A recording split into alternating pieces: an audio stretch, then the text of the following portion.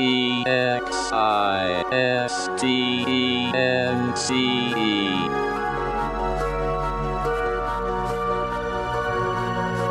a world filled with conflict, in a universe comprised of differences, there's one thing that absolutely everything shares in common. We all exist. Including two guys named Jack and Michael, who like to chat about that very thing over a good cup of coffee. Let's pay them a visit, shall we? Existence Brewing.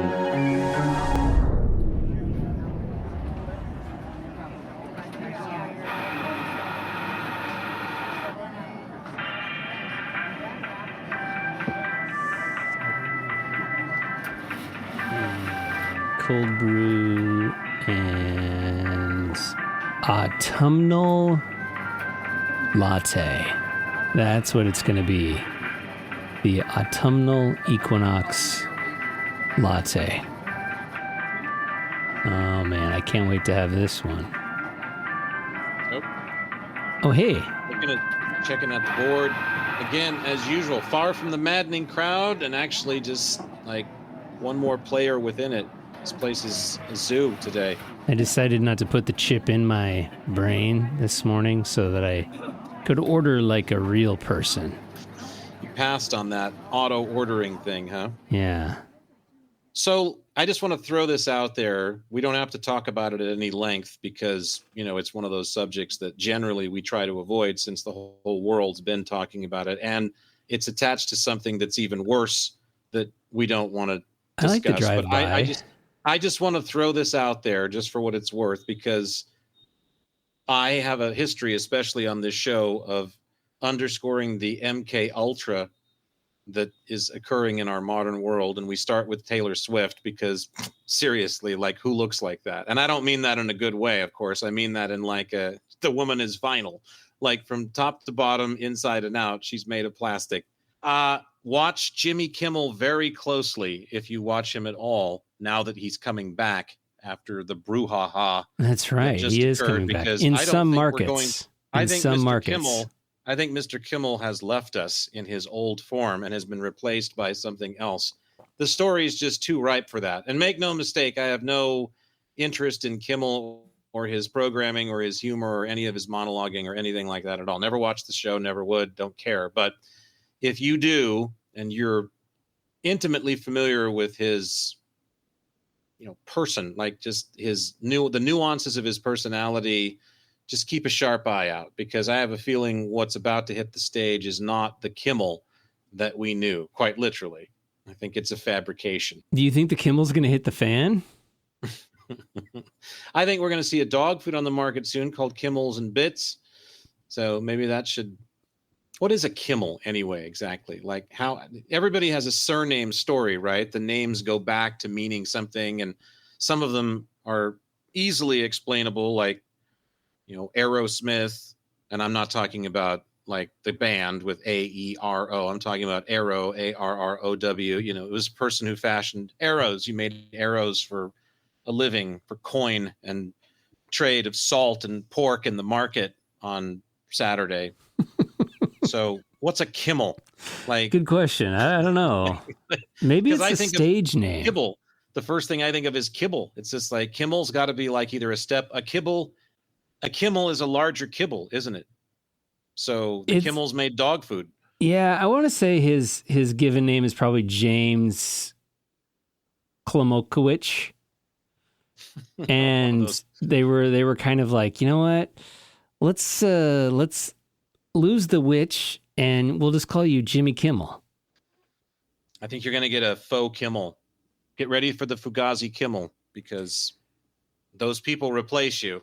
Things like this don't just happen for any reason. They're usually nefarious. And do you think that maybe the Donald was behind all of it? I don't know. I'm not going to go there. I don't want to, like, you know, have the men with the cord sticking out of their ass come to my door tonight. So we'll just stay away from those theories. What do you think that meeting sounded like? All I know is that we're whatever's behind all this, we're certainly not getting the same Kimmel back. For all we know, Kimmel had been replaced already, or was already a cyborg, or whatever they call these people. Some kind of uncanny valley. Your ratings are in the garbage. I'll tell you what I'm going to do. I'm going to go ahead and just stage a big coup on your behalf, and your ratings will just double, triple, quadruple overnight. How does that sound? You won't get the benefit of it because you'll be in a coma somewhere plugged in like, the fucking Matrix, like to a battery. We'll shove a Duracell up your ass and then you get to, it's just, You think that's what they did to Kimmel? Is they retrofitted him? I don't know what they did to him. All I know is that the Taylor Swift we once knew is no more, because look at that thing. That's not a real person. I'm sorry. And God forgive me if I'm wrong, but that's why God's there, to forgive me, right? Because people always say, "Oh, Jack, she's such a sweet girl. Now you leave her alone just because she has billions of dollars and never writes an original note in her life." And it's just like, yeah, well, maybe there used to be some semblance of a human soul in there, but I don't think so. Not anymore. And then the whole thing with the football player, I mean, it's just too scripted. It's like people say about so many things, how art imitates life. Is you can't make this up. It's like, you could make that up so easily. It's pathetic. And so, the people, see, that's the thing about the people that are in charge of it all right now, the people on top, they don't have good imaginations. So it's going to be really obvious when they play out a story that's completely fictitious, made of artificiality from top to bottom. So that's one of them. Hey, I know. Let's have her date a football player that's won the Super Bowl. That's good. That's really good. Like, wow. I mean, there's cliche, and then there's I'm taking another breath to stay biologically vital today. I mean, like, wow.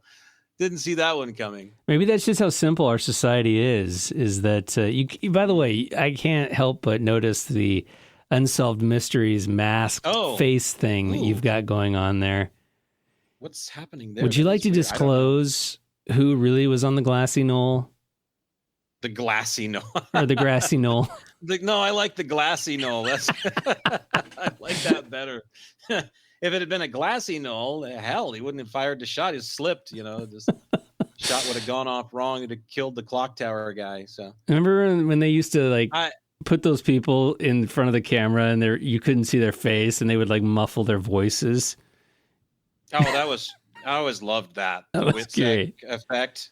I always felt like that's how you should go on a date. Most women, that's how you should go on a date if you're a woman, to protect yourself. Like the first 3 dates you have, you just put on the Witsec, It's really good to see you again, Todd. How have you been? I've been great. I sure can't wait until we get to the 4th date. And yes, let's drop the dramatics now, Todd. You haven't gotten that far yet. They call that the Elon filter. You're telling me about your grandmother the last time we were chatting. I'm so interested.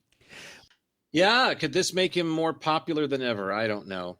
Like I said, I didn't mean to make, light of it so we could have a whole episode talking about the Kimster. Well, I'm going with the autumnal equinox latte today, which is, It is a hot latte with cold foam on the top. So it is the melding of the two temperatures. It's supposed to be, the cups are supposed to be perfectly equilibrated between the seasons and the axis of the parallels that we live on in our part of the world. And that's right. Maddie started watching some video last night talking about all these big earthquakes off the coast of Russia, the Kamchatka quakes, lots of big ones too. And I'm an earthquake, I'm a seismology, still a budding volcanologist. I like that stuff. I don't know what in the hell this was all about, but I heard it in my left ear. The guy was just like, and it started the Cascade, the volcanoes of the Cascades all started resonating with each other and vibrating in harmony after all these quakes. And I'm just thinking, what in the frick is this trash that what is this? Is it kind of up there with the bowls, crystals? There's just flat out lying going on now. Speaking of the bowls, the crystals, as in the ones that are in the singing bowls, New Age store. I know they don't call them that anymore. The crystal store in Mount Shasta, California. Yeah. Was watching something about Mount Shasta because she's getting all this Mount Shasta stuff pitched at her now, and she's watching one of these videos, and it said that lava was oozing from the mountain as recently as 2021. I'm like, how in the fuck did I not hear about this? I mean, look, there are Avicii disappearing after writing a song about a bunch of high class or high profile and high powered diddlers who, who he's pissed off. I'm going to miss that. Sadly, that's going to go. Yeah. I'm not, but one of the Cascade Peaks actually having like a magmic event. I will know about that. I can guarantee you they're pointed enough with their content to know, okay, he's going to love this. I would have heard about that. Of course, it didn't happen. There was a fire down there in 2021 called the Lava Fire, but there was no lava. There hasn't been any ejecta from Mount Shasta in 1,000 years or more, I don't think. So it's been a long time. So now they just lie. These podcasters, these vloggers just come out and I'll just throw that in there for the effect. It's not even true. Well, I think it goes back to that AI generated content too sometimes, where it's almost kind of like people are just kind of picking and choosing what their reality is going to be or how they're going to decide to spin it. Yeah, what does it matter anyway? But here's the thing about that. This is Jack's finality on that whole debate, because I understand, I get the whole thing. Like, I want to live in my world, the world where Mount Shasta did actually ooze lava 4 years ago, and I can put it in my video. Okay, while I truly salute and appreciate your understanding of the fact that that is absolutely a possibility in one dimension of time and space that we might call reality, and that you are in some way able to use your free pass, the subway system, to go to any place you want. Here's the deal, kiddo. You agreed to come to this one. Your contract is to share this experience with 8 billion other souls in a human context in this particular dimension of space and time. Not your own. That is why you need to acknowledge the fact that there are others here, and not be an asshole and, not pull up all the way to the edge of the parking on the side of the street because, other people want to park. Stuff like that has always driven me absolutely insane, because it's the marker of somebody who doesn't understand the deal they signed, which is, no, motherfucker, you share this space with 8 billion other people who, whether you like it or not, are not too far from being a hell of a lot like you. So you need to get with the fucking program. People who live their lives in denial are the ones that really jolted me into this soapbox, because it needed to happen, because I've known a number of people who live their lives entirely in a space of denial with an unbreakable barrier around it. And the problem with that, it's great, oh, no, it didn't really happen. And I loved Aunt Trudy. She didn't really die. She's still with us. She's just invisible now. Okay, that's fine.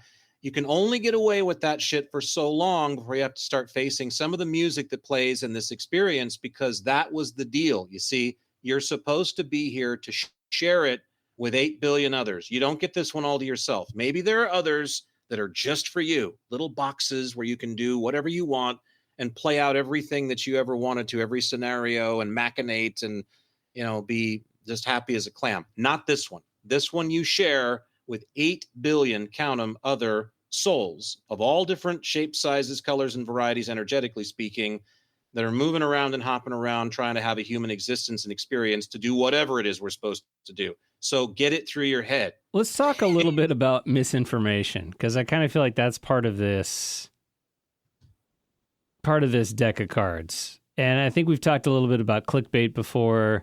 I mean, my browser's open right now. Dementia has been linked to these common foods. Are you eating them? And it shows sounds honey. Like the shit that I'm supposed to write every day at my job. Yeah, and it says, do you want to avoid dementia? Start by cutting this out of your diet. And it looks like 2 cashews. It's clickbait. It is total clickbait. But no, I think misinformation too, in the sense that if I do click on this, let's say I do click on this, and let's say I waste 15 minutes reading this article. Am I really going to learn what it is that they promised to deliver me, which is that dementia has been linked to these common foods? It's kind of like the Probably. Tylenol and autism thing that is floating around right now. Well, sure, everybody knows that. Everybody knows Tylenol gives you autism. I mean, who couldn't know that, right? I mean, look what it did to you in the 80s. It was killing people. Like George Carlin said, hey, whoa, shit, that was cyanide they were putting in there, Well, it's just misinformation, right?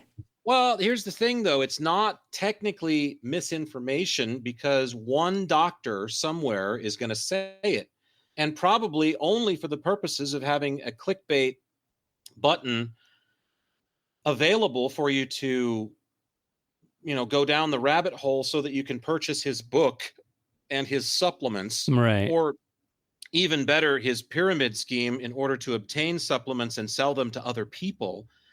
It's a marketing tool 99 times out of 100, but the problem is that it's not technically construed as misinformation because it's all subjective. The medical community is all subjective. Remember, one doctor is going to say that horseradish is going to cure cancer, and they can't stop him from saying that because he just might be right. We don't know. Eat more horseradish, you won't get cancer. Whereas a lot of doctors are going to say, no, that's not true. We've done a lot with horseradish in the labs lately, and that doesn't seem to be having much of an effect on the chimpanzees that we have wired up or whatever. So the issue that you're facing... In fact, Bobo likes to take his diaper off and throw it at the glass every Tuesday. So we think there might be a link to that. There was a comic years ago, and he was rambling at the end of a joke. And without realizing it, he actually said something that was extremely poignant on this very subject, because he said, I don't believe everything that I read, after the joke, because somebody was kind of giving him shit from the audience. And then he says, no, I read that. It's true. It's true. And he said, yeah, I wrote it down. Then I read it and it's true. See, and it was just like, but stop. What you just said was amazing, because that's literally what we do to ourselves. I wrote it down and then I read it, so it must be true. So it must be true. Everything I read because I'm that credulous. So, that's the thing with the misinformation, is that it's not technically misinformation, because I think it's denial. Because the guy who says that horseradish, taking horseradish anally cures cancer if you do it every day or 7 times a day, or join his clinic, God forbid, to go where they do it for you with all these sumo like Resta looking guys that are dressed up in G-strings. That he has to believe the lie. He has to macerate in the lie in order to actually really get it done. So he believes it, even though it's just bullshit. It's bunk to get you to buy into his system so he can make a living. But it's not misinformation. Misinformation is really a government advent, because it's, a saucer has just fallen from the sky and there's little people that are gray with big eyes scattered all around. And it's fucking true what they've been saying all these years. We're not alone in the universe, but we can't let everybody else know because it's strictly for us. So we got to keep it on the inside because that's how we do things here. So we're going to make up a lot of misinformation and start throwing every story out of left field. So misinformation is a purposeful design, whereas I think just bullshit, clickbait, denial is just that's somebody just wanting to cash in on a buck because they can say something that hasn't been said yet. And I'm not sure if the horseradish thing's been done, but it wouldn't surprise me. Yeah, I mean, I think there's a lot of it out there. And there's even like a supplement that I was taking not too long ago for my sinuses. Like if you go to the health food store, there's gobs and gobs of different supplements out there. And there was one that I got for my sinuses, and I feel like it worked. Like I really did feel like it worked. And I was looking up online, and I think, a lot of people are led to believe that, hey, this probably isn't going to kill you, but it's not FDA approved. So we don't really know whether or not it works or not. Well, the federal government has been wanting to regulate vitamins and minerals and supplements for a very long time. They have a very hard time doing that because the government tends to be as late as Christian rock bands are to the latest trends, if you know what I mean. And that was the greatest thing about Christian rock in the 80s, was that if you were a fan of like, the keyboard stuff like me, you could still get it in the 90s because they hadn't caught up to the times yet. They're always 5 or 6 years behind. So the government's always late to the taxation party. And that's really what they want to regulate the industry for, of course, is so that they can tax the fuck out of it in some way that they haven't already. But they're really late to the game, just like they were late to the internet game, to the eBay game. Like I've been an eBay member selling on there for like 24 years. And they're just now starting to say, no, we want our cut. And there's different ways they're doing it that it's boring. And if you don't do it, you're not interested in it. But anyway, just know that they're finally getting in on it. So that's something that they've been interested in doing for years is, more, strictly, I guess, more stringently regulating the supplement industry. But the issue they have is that they're up against a, I don't know how much money the industry's worth, but it's enormous. And it's grown exponentially, it seems, in the last 10 years, especially when you have a pandemic on your hands. Because remember, you got people out there, and I'm saying that I may in some ways be one of them, that aren't exactly going to stick something that the government wants them to inside their body because they say it's good for you. I'm not saying anything. I'm just saying that there's plenty of people that are not lining up to receive a vaccine. There's also plenty of people that don't want to take a Tylenol, even if it doesn't give you autism or your children autism. I mean, there are people that want a natural route, and it's more and more and more popular. And so there's more and more and more people racing to the marketplace to satisfy them and make a buck.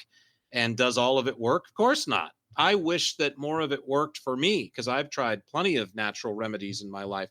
My doctor, like my PC, as they call them, I love that. My PC, my primary care provider, my PCP. Remember the first time I heard that, it was just like a nurse asked me, she's like, who's your PCP? I'm like, whoa, honey, that's Angel. That's penicillin. Like, I don't do that stuff. You want me to show you what? Like, honestly.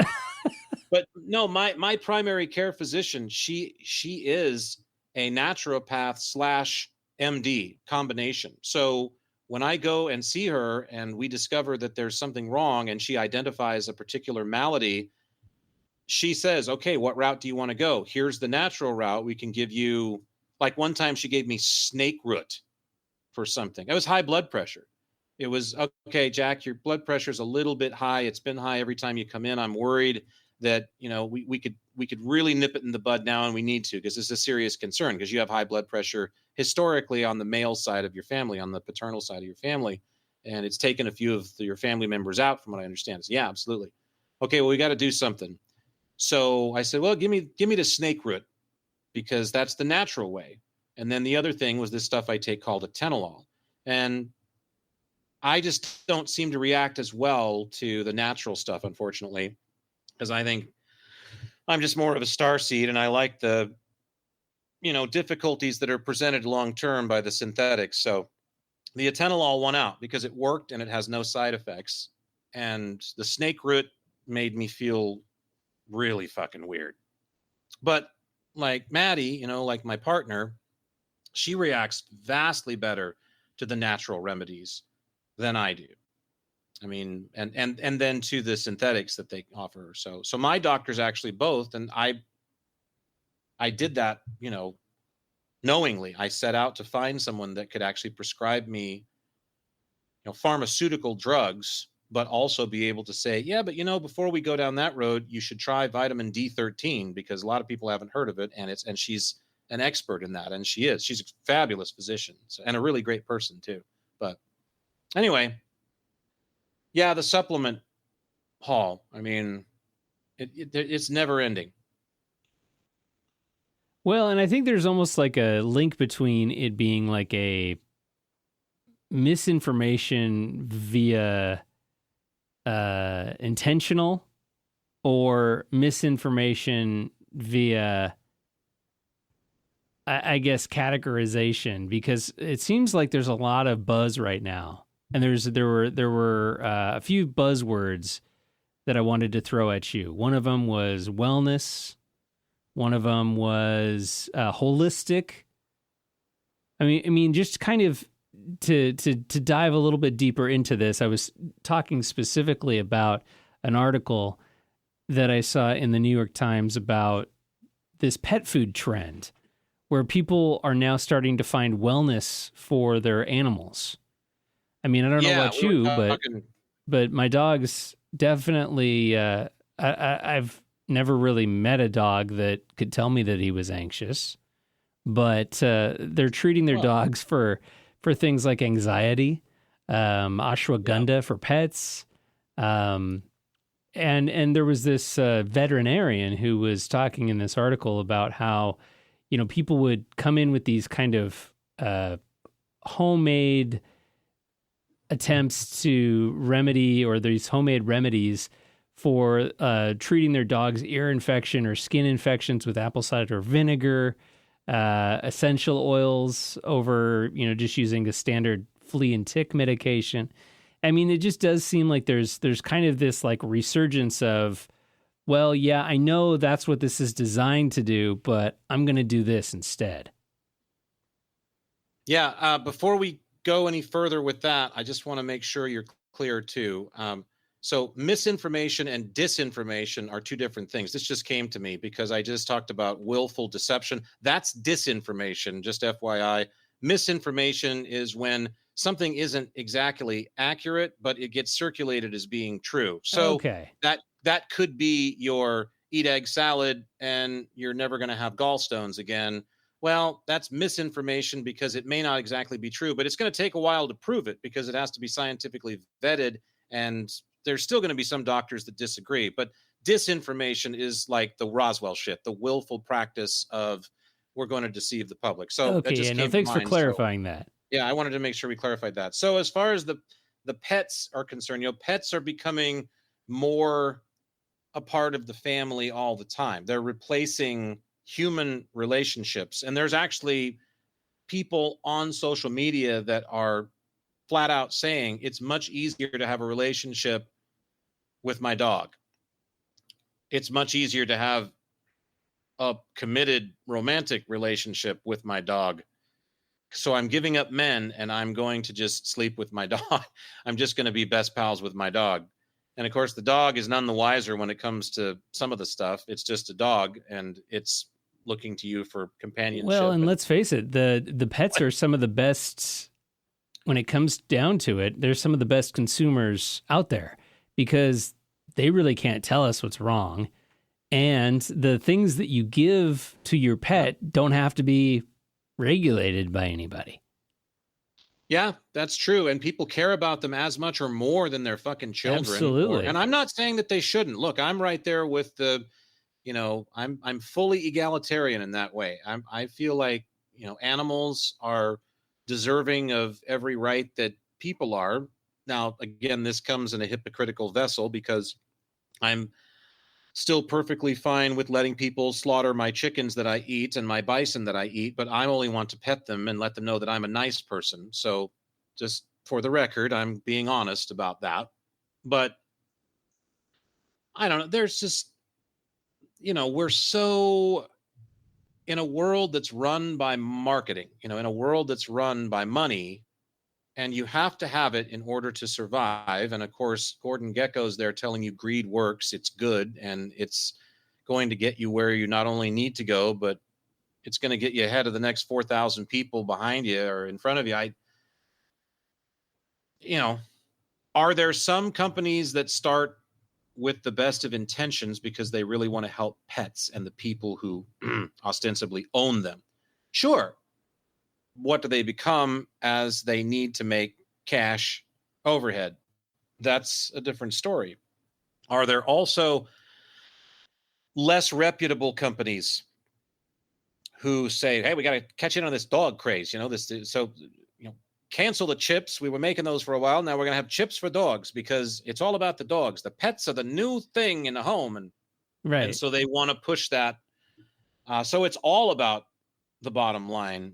Yeah, sure. There's some of that out there too, but it's up to the consumer as usual, caveat emptor, buyer beware. It's up to the consumer to figure out where they stand in all of this and what works and what doesn't and what they really want to buy for their pet and what they don't. I can tell you right now, if you're feeding your dog Ol Roy, which is the Walmart brand dog food, Essentially, you may it's as well this. just take the poor thing out in the backyard and shoot it in the fucking brains. It's I'm the still, same stuff that it's a, Cousin Eddie was feeding his dog. it's a slow, trudging, certain death by ingurgitating this stuff that isn't even food. I want to say one study, every single dog food thing that I've ever seen puts Old Roy right at the Nazi top of the list. It's a way to kill your dog, not to feed it a nutritious meal at a family-friendly price. There's more ash in that than there is a funeral pyre of like dead soldiers. I mean, it's not even food, and it shouldn't qualify for food. And then this is where we get questions about what are the standards for pets, because we don't have an FDA. An FDA, unless of course it was bought off, which sometimes it can be by, the right company if they get big and nasty enough, right? I'm looking at you, RJR and Nabisco, or whatever you're called now, and Kellogg's and all that. But there's no voice for the dogs in all this, because the pet food regulatory system is not really there that I'm aware of. There is no system for it, not like there is for people. It's Soylent Green when it comes to people. My God, it's people. We can't have that. But the dogs, they'll feed them Old Roy all day. Walmart can make it all day long. And it's literally 90% or 70% ash. It's just shit. Well, and I don't know, maybe this is a generational thing, but this woman is 31 years old. She's clearly not married. Well, I shouldn't say clearly. Now, what would make you say that? Well, she has a bunch of cats, but married and have a lot of cats. Well, but she spends hours preparing this raw meat for her cats, and she grinds the combination of chicken, turkey, and beef, as well as rabbit, muskrat, and beaver meat. Where the hell she get the muskrat meat? Well, she lives in New York City, so maybe there's some kind of a specialty butcher that specializes in muskrat and beaver meat. But I was going to ask the same thing. Where do you get beaver? Anyway, she puts this in... Be careful while you ask that. Any college town would be happy to point you in the right direction, by the way. She puts this in mason jars, and she freezes it for her cats. And I guess, one of the reasons why I brought this up is that many Americans are spending more time on their pets than ever before and giving this pet wellness industry a huge boost. And there's actually a large group of people who are now starting to, I guess, not trust their veterinarians because there's distrust of doctors in general. And do you think that maybe is kind of going back to the COVID days? Maybe there is kind of some of that's kind of sowed within our society. I think there's just what there is it seems to me this is an outward reaction societally to an awakening that we're having, and it's taking nothing away from the medical, I don't want to say industry necessarily, because that's a different thing than the actual medical practice.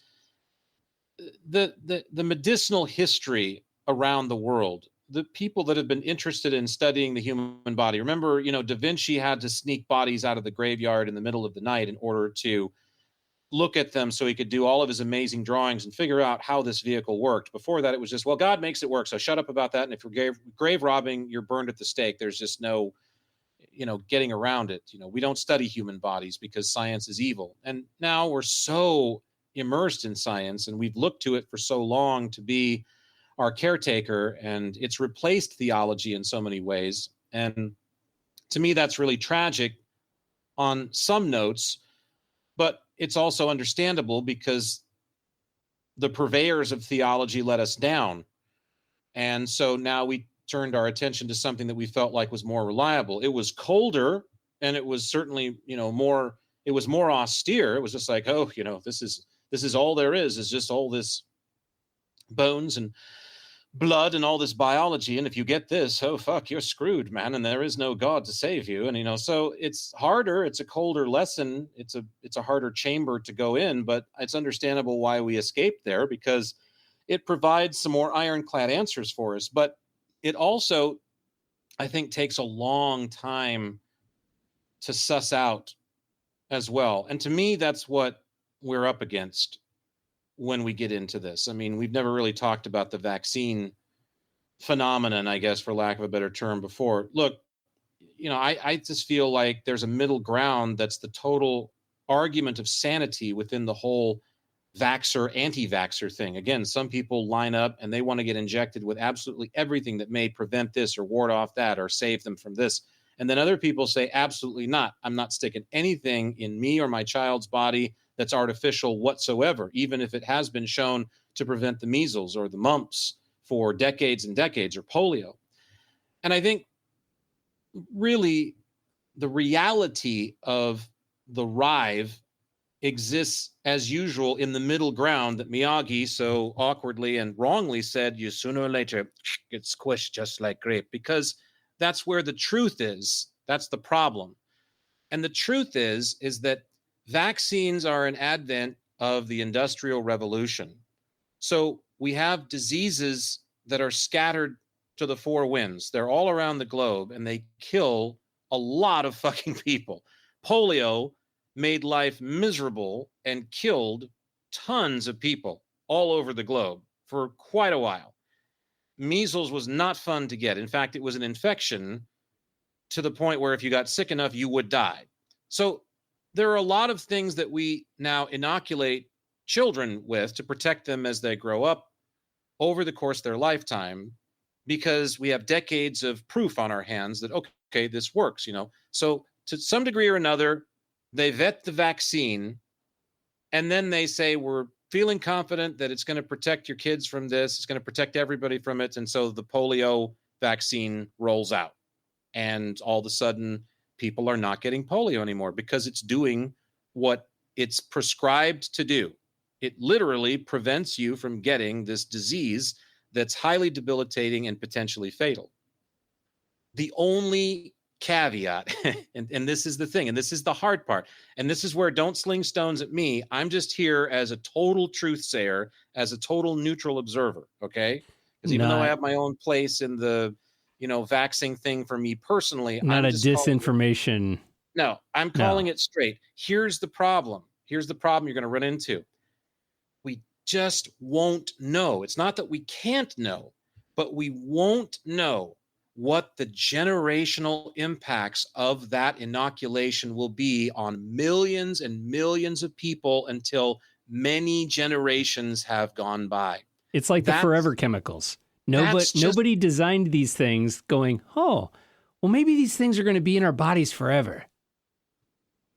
That's just the fact of the matter. If you inject yourself with something at age 2 or 3, and you do it to the entire population, or 95% of them in 1935, you are not going to be able to suss out effectively what the total impact is on the general population or on specific sectors of the population based on race, creed, color, gender, lifestyle, anything. Absolutely. For hundreds of years. It's going to take a long time.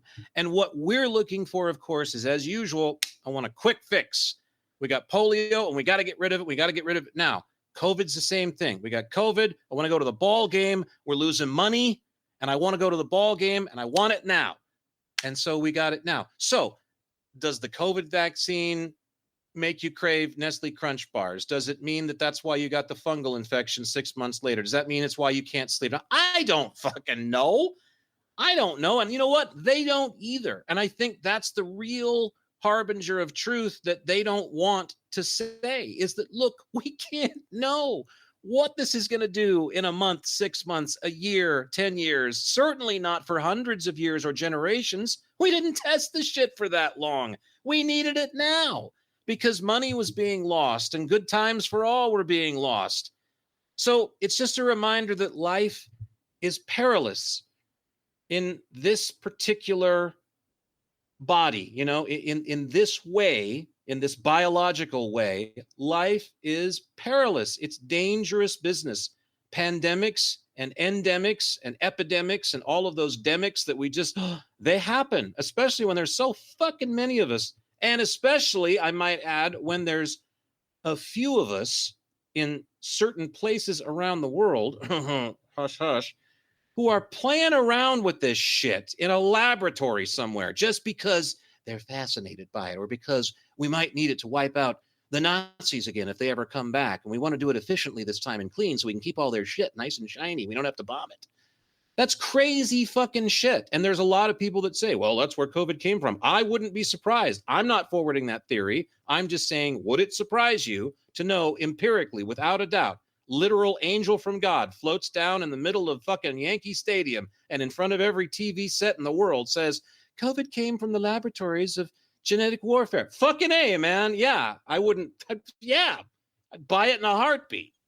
So we're insane. And that's what it's a detection of. It's a reminder of all of these hard realities that we live with. Not only are we biological, and that's dangerous business just because it's perilous to be here in that way anyway, but also we're crazy motherfuckers. We're playing with this shit underground when we ought not be. That's all I'm saying. And that is the truth. And if you're there's no way you could give me another truth because that's it.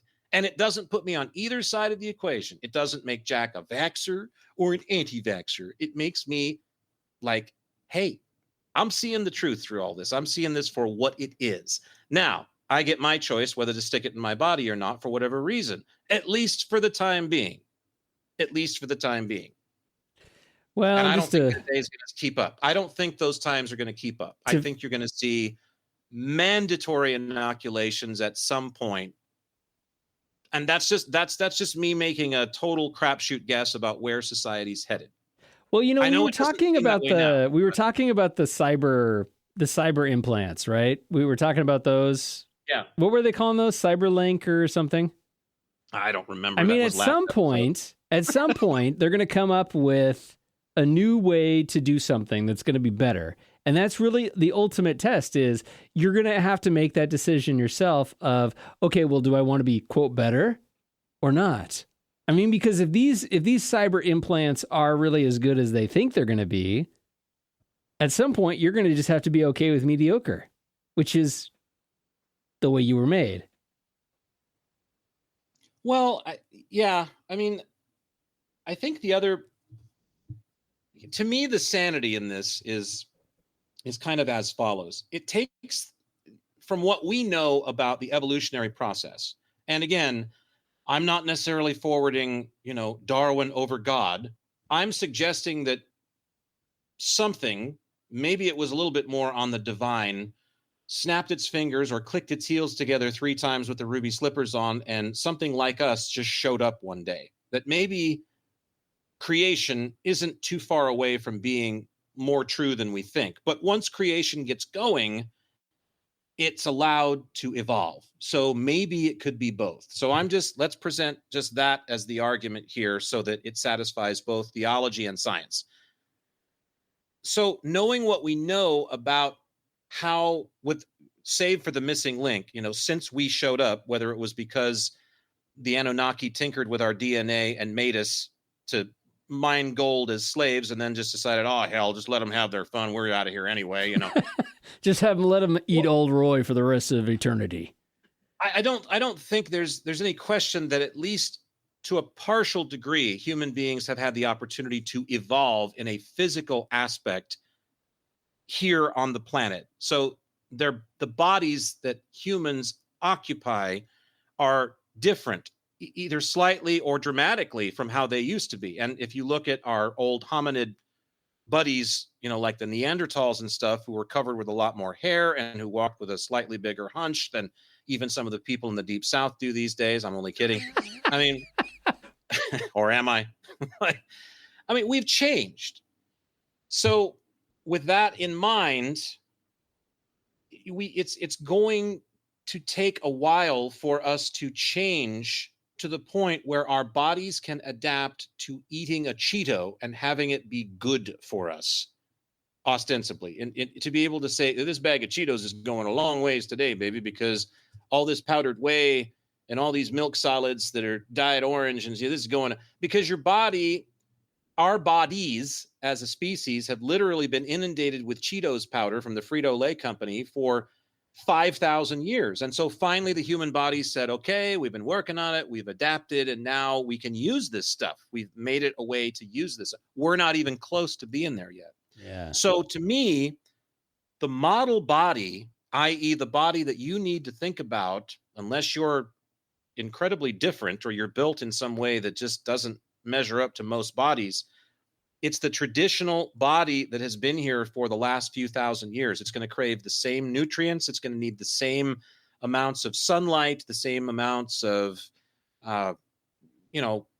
clean water and, all these things. And so, but it's inundated in a world with so many pollutants, right down to the very thing that it's taking in for food, that it's taking in for fuel. So everything has been polluted. So George Carlin's old thing about how, the earth will someday use, I'm not worried about the earth, he'd say, because someday it'll use all the plastics that are in the ocean and form some new plastic creature out of it. Or I believe that. That's true. That's how awesome evolution is. It could easily take our waste if it keeps getting dumped on it, and Gaia will turn it into something magnificent, something living.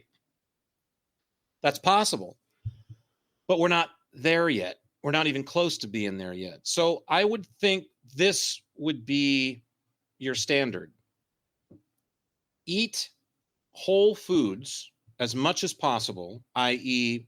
foods that come from straight out of the earth and are as polluted with as little as possible. I know it's impossible to get a perfect saintly carrot anymore because there's just so much shit in the air that's going to surround the stem as it comes out of the ground. There's way too much shit in the water that's going to be watered with, and there's a lot of stuff in the soil already. But as whole as foods can get, eat a diet for a month that's nothing but whole foods, and throw some protein in there if you wish. Vegetarians and vegans and pescatarians, you do your thing, but just be extremely aware of where your food is sourced from and try to keep it as wholesome as possible and as direct to what your ancestors would have eaten if they were still hunting and foraging for it. Do that, and then eat Hungry Jack biscuits and sliders from, White Castle from the freezer section and, all the shit that we pump, and then eat that for a month. And you have to do the latter on the backside because you need, the whole foods first. So, and tell me how you feel at the end of each equation. Your body is going to naturally tell you that I like this more. I feel better when I eat better. That's just true. I don't see how that couldn't be true for anybody. The problem is that, as we've talked about before, the food that's on the latter side of that spectrum is designed to entice you and addict you. It's literally loaded with agents that keep you coming back for more. And you think it's the taste exclusively or the flavor, and it's not. It's the additives themselves that are addictive.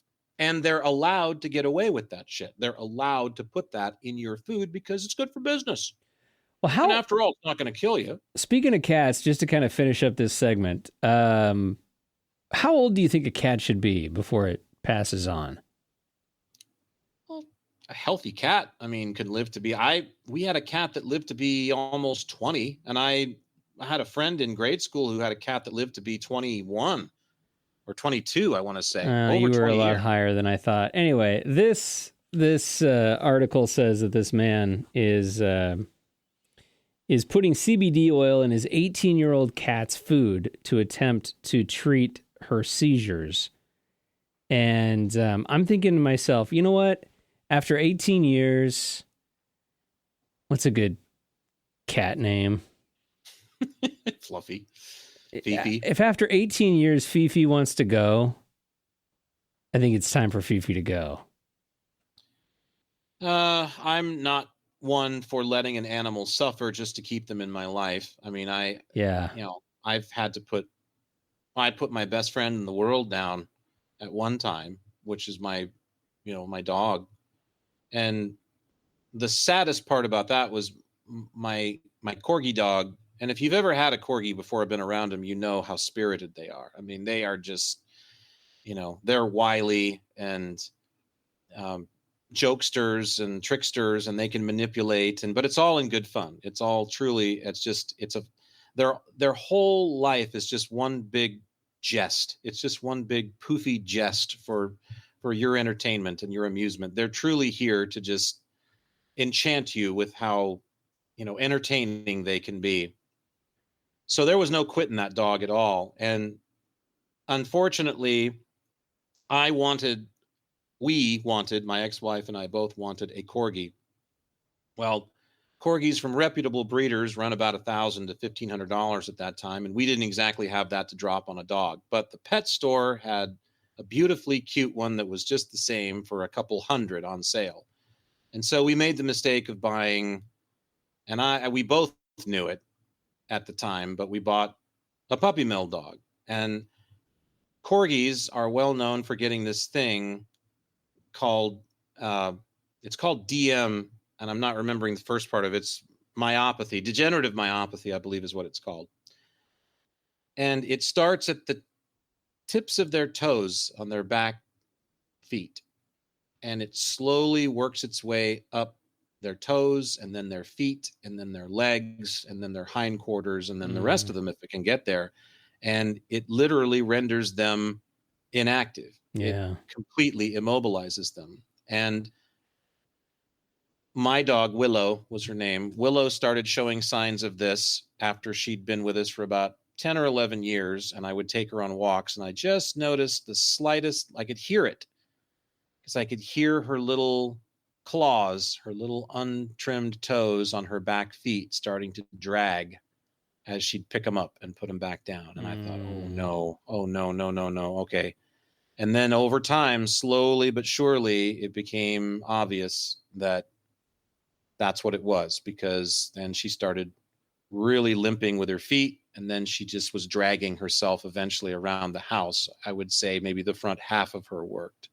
And it became so disheartening, because the spirit that was always so effervescent was still more than bubbling. I mean, it was flowing over the champagne glass. It was bursting the cork still, but only half of it was operable.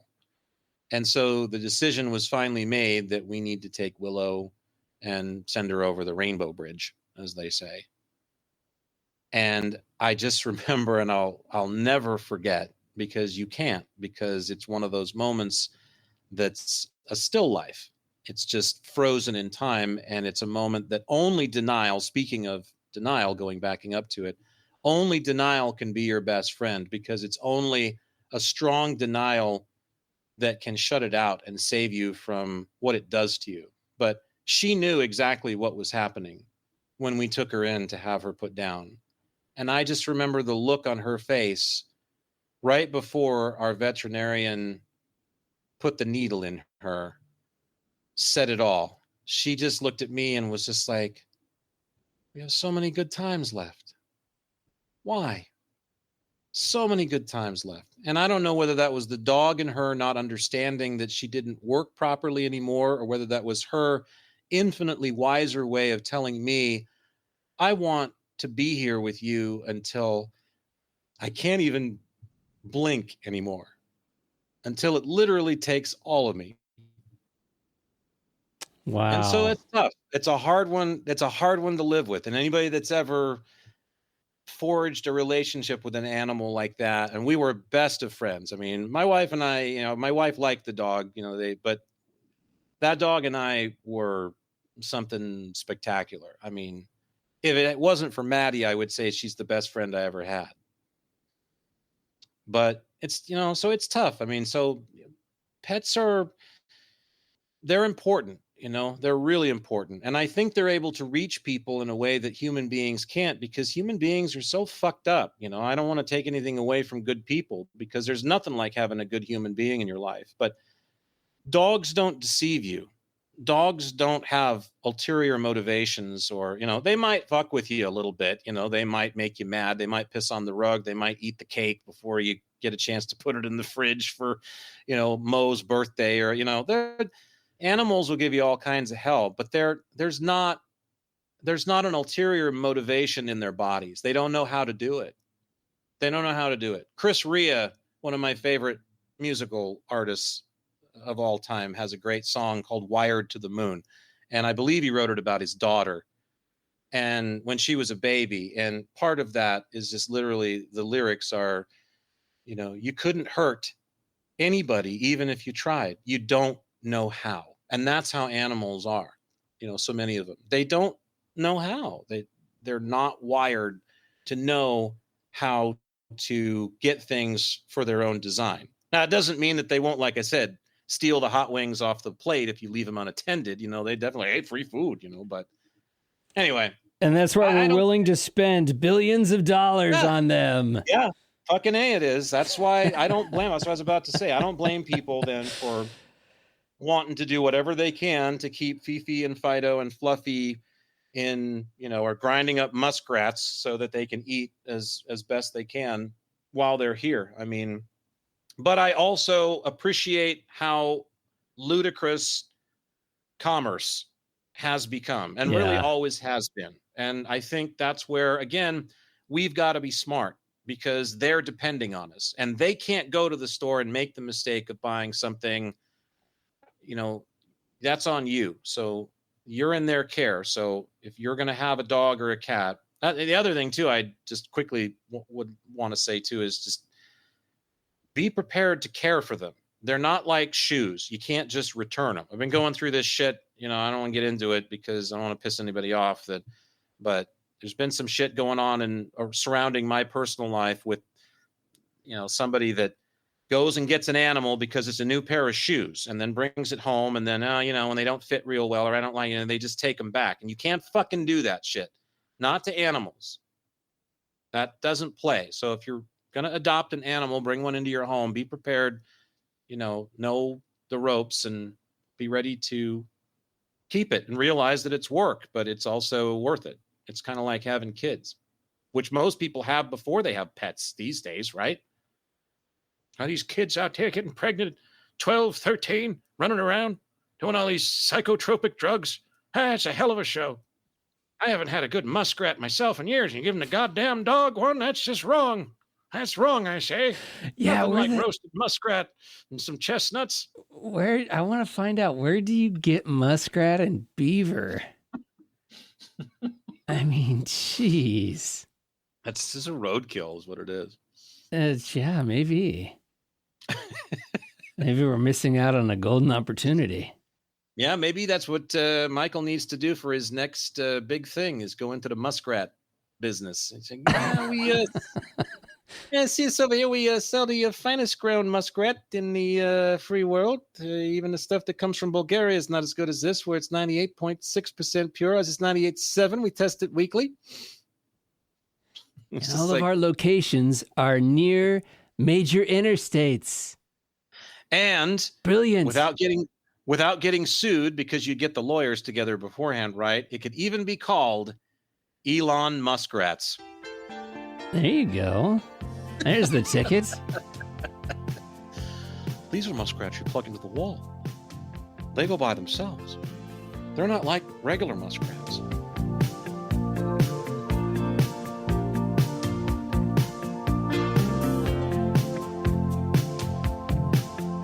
Did we stumble upon the Classic Country channel? No, this is that song I was telling you about, Wired to the Moon. Tell us about it.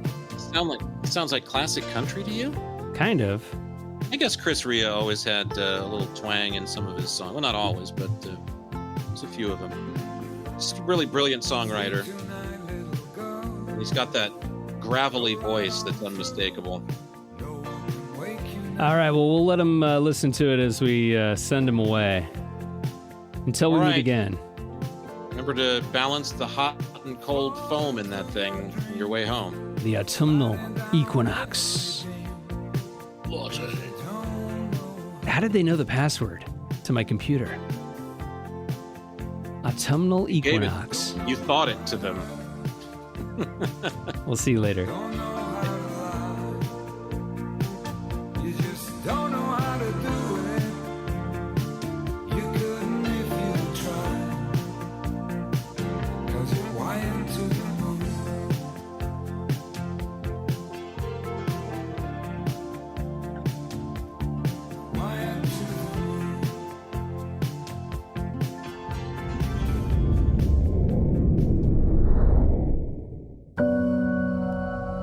Well, it looks like Jack and Michael have finished up their latest chat about all things existence. But if anything they said got your own Existence Brewing, be sure and catch their other talks at existencebrewing.com and drop them an email to share your thoughts using contact@existencebrewing.com. Existence Brewing.